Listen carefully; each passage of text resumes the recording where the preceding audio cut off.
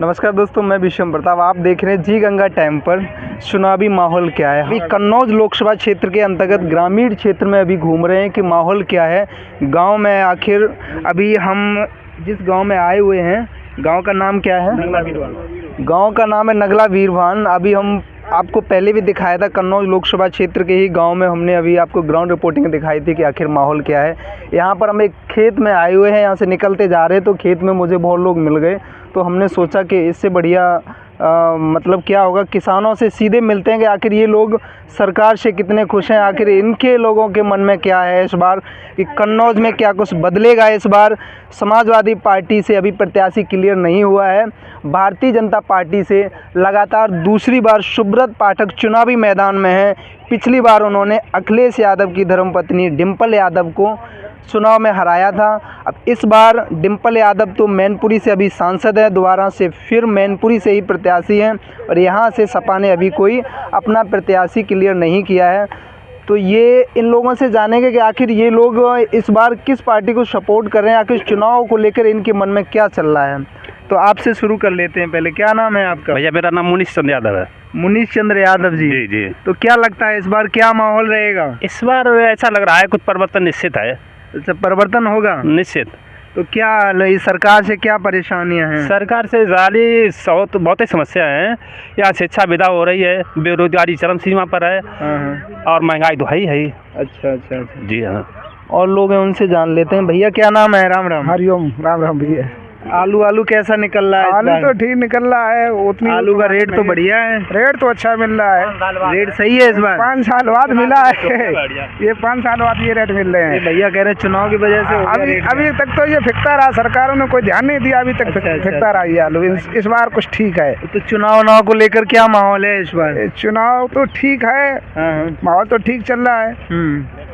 तो लेकिन किसका है माहौल चल? अब हमारे यहाँ तो इस बार अखिलेश का होगा माहौल। अच्छा, समाजवादी पार्टी का। समाजवादी पार्टी का होना चाहिए, क्योंकि हमारे यहाँ जो भी कार्य किया है कन्नौज में वो सिर्फ अखिलेश यादव के द्वारा किया गया है। अच्छा, 2019 के चुनाव में तो समाजवादी पार्टी से वो जो अखिलेश यादव की पत्नी डिम्पल यादव चुनाव हार गई थी मोदी लहर में। ऐसा हुआ, शायद पब्लिक को ये लगा था कि ये कोई ज्यादा कर दें तो परिवर्तन आएगा। हाँ, तो ज्यादा तो मिला नहीं, पब्लिक ने देख लिया। अब परिवर्तन निश्चित है। अच्छा, समाजवादी का गढ़ रहा है ये वैसे कन्नौज। पहले अखिलेश यादव भी यहाँ से सांसद जीते गए हैं। तो फिर 19 में ऐसा क्या हुआ था कि मैंने बोला ना, पब्लिक ये सोच रही थी कि शायद बीजेपी सपा से ज्यादा दे दे, कुछ अच्छा कर दे, तो कुछ अच्छा तो मिला नहीं। अच्छा, तो मतलब पहले जो सपा के ही वोट थे वही भाजपा को दे दिए थे? नहीं, वो कुछ ऐसा था, सपा के वोट भाजपा में नहीं चले गए। कुछ बीजेपी का जो वो क्या ना, वो अलायंस हुआ था बसपा से, तो जो बसपा का वोट था वो ट्रांसफर नहीं हो पाया। अच्छा, बसपा वाला सपा में नहीं हो पाया? बसपा वाला सपा में ट्रांसफर नहीं हो पाया। तो अब की बार बसपा फिर लड़ रही है अकेले? अब तो फिर पूरा सीधा बसपा को जाएगा। अकेले लड़ रही, वो अपना उतना हिस्सा ले लेगी। भाई 13,000 तो डिम्पल यादव हारी थी यहाँ से,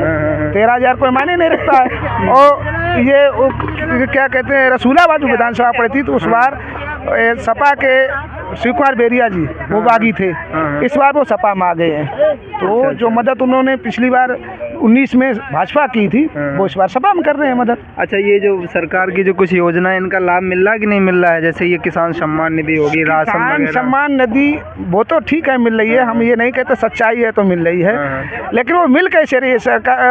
और जो जनता की और तो प्राण निकाले जा रहे हैं। भाई हमारा सिलेंडर 400 को आना चाहिए, वो 1000 में मिल रहा है। डीजल 35 में बोला था, वो 100 रुपये में मिल रहा है। और कई चीज़ों पे महंगाइयाँ हैं, तो वो किसान का जूता किसानी पे तो मारा जा रहा है। वो पब्लिक की जो चीज़ है वो काट के दी जा रही है। अच्छा, और लोग हैं उनसे पूछ लेते हैं। भैया क्या नाम है आपका? संजय यादव। सर क्या लगता है इस बार? आपकी बार परिवर्तन निश्चित है। परिवर्तन निश्चित है? निश्चित। अच्छा, कानून व्यवस्था कैसी हुई है सरकार में? पहले कहते हैं पहले बहुत कुछ गुंडागर्दी होती थी, ऐसा कुछ था क्या? अरे ऐसा कुछ भी नहीं था, ये तो लोग अफवाहें थी। अच्छा, आप भी यादवी हैं? हाँ, हम यादव। अच्छा, इस गांव में कितने वोट होंगे करीब आपके गांव में? लमसम 750 के 800 करीब है। अच्छा, सब लोग और कौन से समाज से? सब यादवी हैं? नहीं, यादव भी हैं और जाटव भी हैं, थोड़े ब्राह्मण भी हैं।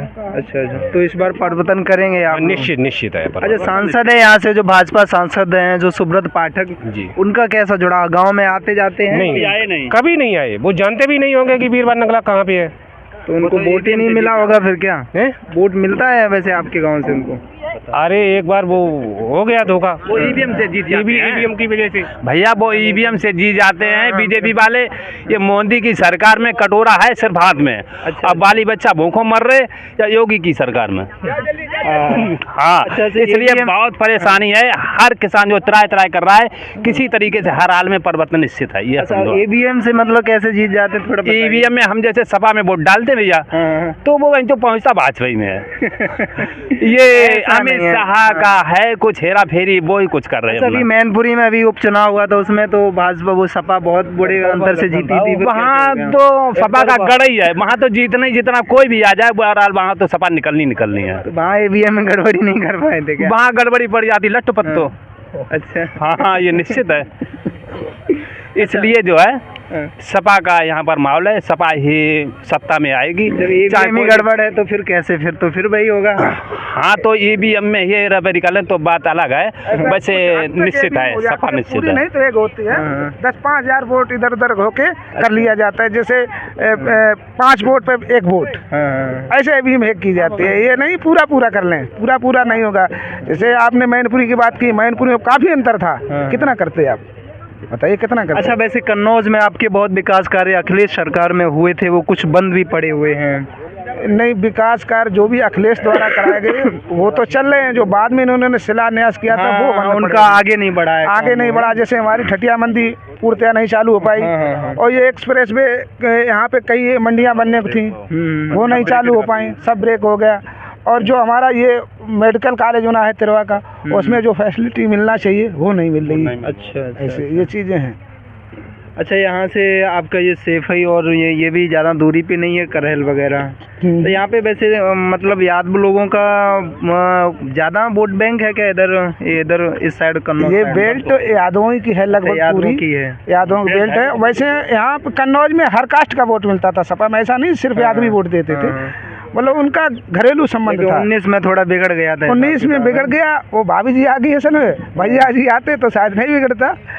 तो भाभी जी क्या था, भाभी जी इधर मैनपुरी से बहुत बड़े अंतर से जीती हैं, और यहाँ से पहले भी रही हैं, कन्नौज से रही हैं। हमने बताया था पहले भी, वो पब्लिक को ये लगा शायद ये कुछ ज़्यादा दे दें। अच्छा, बीजेपी वाले तो पब्लिक देख लिया इनका, योगी जी का कार्यकाल जैसे देख लिया, 5 साल निकल गए, फिर इसमें 2-3 साल निकल गए। अब पब्लिक समझ चुकी है, इनके झूठे जुमलेबाजी को समझ चुकी है। तो पब्लिक को मोदी जी के कामों को कैसा देखते हैं? मोदी जी का कोई काम ही नहीं हुआ कन्नौज में, देखें क्या बताएं, उद्घाटन करते हैं, कोई काम ही नहीं हुआ है। सिर्फ योगी जी और अखिलेश जी के कार्यों को हमने सबसे ज़्यादा काम कराए हैं। एक काम मतलब कोई बीजेपी का, अगर यहाँ तो कोई सदस्य है नहीं शायद, अगर मिल जाए वो एक काम गिना दे। कन्नौज की बात कर रहे हैं हम, पूरे यूपी की तो बात नहीं कर रहे। कन्नौज में एक काम सिंगल नहीं हुआ है, उनके द्वारा कोई एक सिंगल शिलापट नहीं लगाया। अच्छा, वे सरकार क्या लगता है केंद्र में कौन बना पाएगा, क्या आपका गणित क्या कहता है?